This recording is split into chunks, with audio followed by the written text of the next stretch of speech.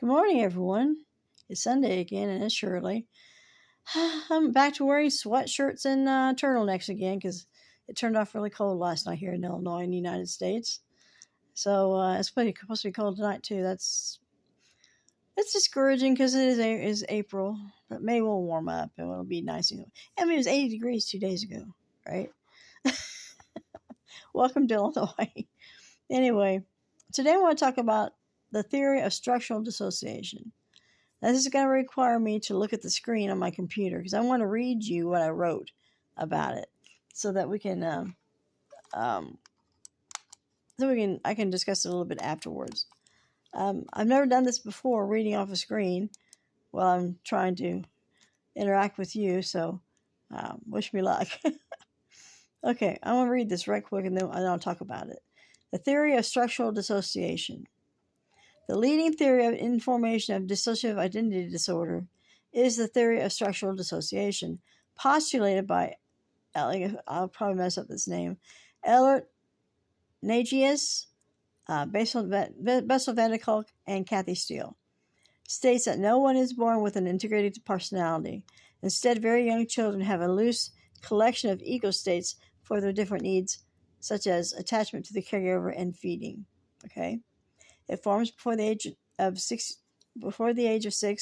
not after the age of 9, and children integrate into themselves the different personality states into one cohesive self.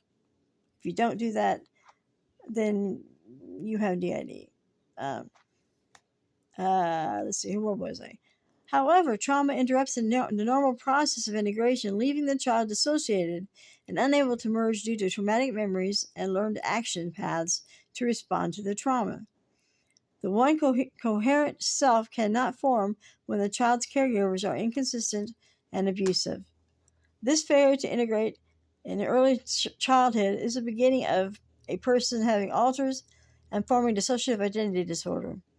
Each part becomes a vessel containing information of a trauma or a series of related traumas that the other self states do not remember. Sounds like us, right?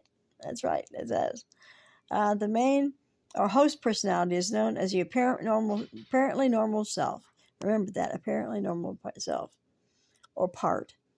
Where an individual part formed from a traumatic event or series of events is called an emotional part.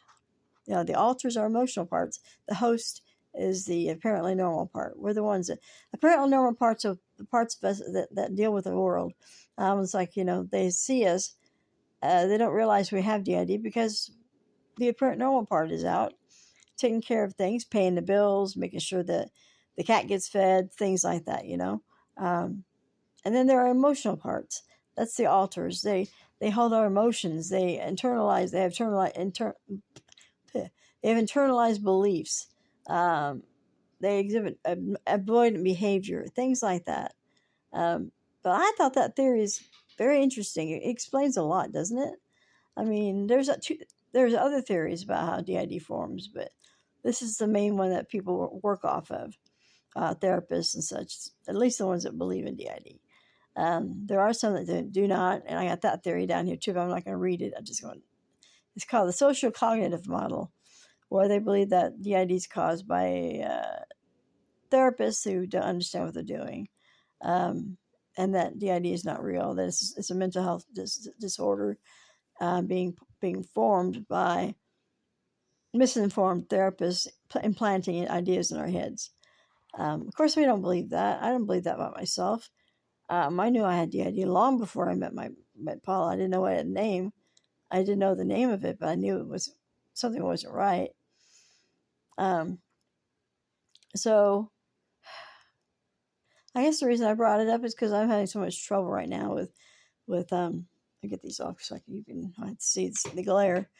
I'm having trouble with my memory, and I'm hoping that it's part of DID, and not something else.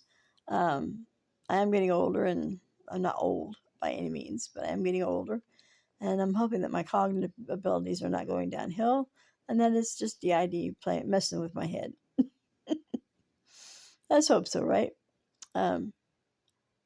There's so many disorders that come along with DID. I mean, depression, anxiety, somatoform problems like pain and aches and pains and fibromyalgia, for heaven's sakes, that hold us down. Anyway, this is longer than normal, but I wanted to read that to you and give you an idea of what it is that therapists work off of normally. It's called the right here, the theory of structural dissociation. You can look it up. I'll link a couple of links down below, some papers to explain it. And I hope you have a good day and a good week, and stay warm or cool wherever you. It depends on where you live. If you live here, you need to stay warm. So you have a good week, and I will talk with you later. Bye.